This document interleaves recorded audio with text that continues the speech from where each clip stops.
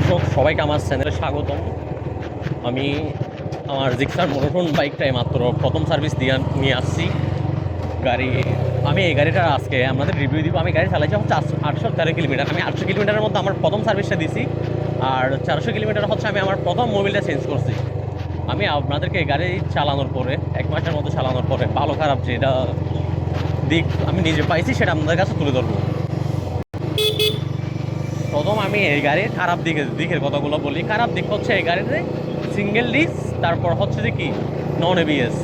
এই গাড়িতে এবিএস নাই, তারপর ডিস্ক হচ্ছে সিঙ্গেল ডিস্ক। তবে ডিস্কটা যথেষ্ট পরিমাণ বড় আছে, আর ব্রেক আপনি যথেষ্ট পরিমাণ কনফিডেন্সটা পাবেন।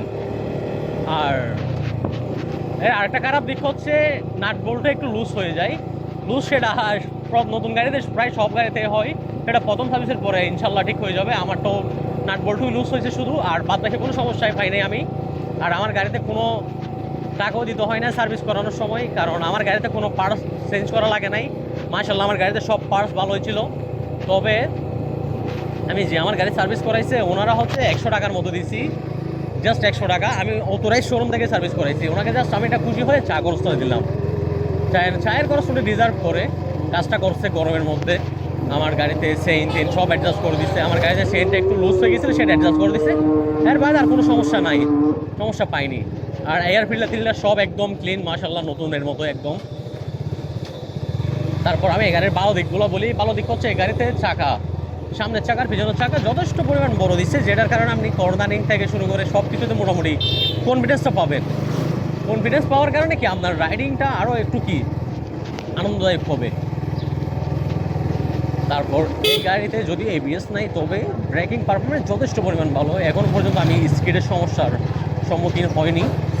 আর গাড়িতে নন এবিএস বা এবিএস সব গাড়িতে কম বেশি একটু স্কিড করে, এটা আপনারা হয়তো যারা এবিএস বাইক চালান তারাও জানেন। কারণ আমার হচ্ছে এর আগে ইয়ামাহা হাইব্রিড B3 ছিল, B3 double disc and ABS. তারপরে এটা একটু স্কিড করতো। আর এখানে রাস্তা ভাঙাস বা যার কারণে আমার কথা একটু বেজে যাচ্ছে। আমি ঘুরতে এখন কোন জায়গা আসছে আমি নিজেও জানি না, তবে জায়গাটা গ্রামীণ টাইপের লাগতেছে। গাড়ি সার্ভিস করার পরে গাড়ি চালায় যথেষ্ট পরিমাণ মজাও পাচ্ছি। আর আমি হচ্ছে যে এই গাড়িটা নিচ্ছিলাম 1,93,000 টাকা দিয়ে 1 মাস আগে, তখন ডিসকাউন্ট চলতেছিল। আরে দেখেন এই তো গ্রামের রাস্তা একটাই সমস্যা, সামনে সিএনজিটা আমাকে কি একটুর জন্য মেরেই দিত। কোনো হর্ন নাই, সিগন্যাল নাই, কিচ্ছু নাই। যদি আমার একটু বলছিল, আমি নিজে কোনো হর্ন দিই নাই। তবে গ্রামে এইসব হয়েই থাকে প্রায় সময়। এটা কোন রাস্তা সেটাও জানি, তবে বাদবাকি কথা বাদ। এই গাড়িতে সবাই অভিযোগ করা হচ্ছে ট্যাঙ্কে নাকি কি জং চলে আসে গাড়ির ট্যাঙ্কিতে। আমি এখনও পর্যন্ত যদিও কোনো প্রকার জংয়ের সমস্যা পাই নাই। আর কোম্পানি ক্লেম করতেছি কি 2025-26 মডেল যেটা আছে সেটাতে কোনো ট্যাঙ্কের জং আসার সম্ভাবনা নাই। আর আসলেও হচ্ছে 3 বছরের মধ্যে যদি জং চলে আসে তাহলে ওরা সেটা চেঞ্জ করে দেবে। এটা একটা ভালো দিক, আমার সাথে কথা হয়েছে এটা নিয়ে। তারপর এই গাড়ির রিয়েল মাইলেজ কেমন সেটা আমি বলি। কোনো ডুল পেটাবো না, রাখবো না, কারণ কোম্পানি থেকে আমাকে কোনো টাকা পয়সা কিচ্ছু দেওয়া হয় নাই। যার কারণে আমি সত্যি কথাই বলতেছি আপনাদেরকে, এই গাড়ির রিয়েল মাইলেজ আপনি 40 থেকে 42 পাবেন হাইওয়েতে। কারণ যেদিন আমি গাড়ি দিয়েছিলাম সেদিন দেশের তেলের সংকট তখনও ছিল, যার কারণে আমাকে কোম্পানি থেকে 1 লিটার মতো তেল দেওয়া হয়েছে। সেটা 1 লিটারের মতো তেল যেটা দিয়েছে সেটা দিয়ে আমি হচ্ছে 42 কিলোমিটারের মতো চালাই। তারপর অন্য এক জায়গা থেকে পোলা তেল ঢুকাইছিলাম। পোলা তেল ঢুকানোর পরও আমি কি প্রায় 40-42-এর মতো মাইলেজ পাইছি।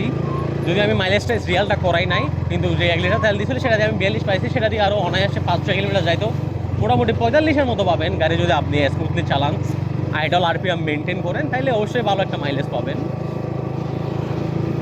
আর এই গাড়ি আমার মধ্যে নিয়মিত সার্ভিস করানোটাই বেটার। অথরাইজ শোরুম থেকে একটু টাকা গেল। আর এই গাড়িতে মোবিল লাগে হচ্ছে 7,100, তারপর 10W40টি, এটার দাম পড়বে আপনার 1,150 টাকার মতো। এই মোটলের মোবিলটা আমি লাগিয়েছি, এটা 2,000 কিলোমিটার মতো চালাইতে পারবেন। তারপরও নতুন গাড়ি হিসাবে, নতুন গাড়ি যেহেতু 1,000-এর মধ্যে চেঞ্জ করাই বেটার। আমি 400 কিলোমিটার চেঞ্জ করছিলাম, এরপরে এখন যেটা লাগিয়েছি সেটা দিয়ে আর 1,000 চালাই চেঞ্জ করবো। এরপরে বাকি মোবিলগুলো আমি প্রতি 1,500 থেকে 2,000 কিলোমিটার পর পরে চেঞ্জ করবো ইনশাল্লাহ। আজকে এই পর্যন্ত, ধন্যবাদ সবাইকে।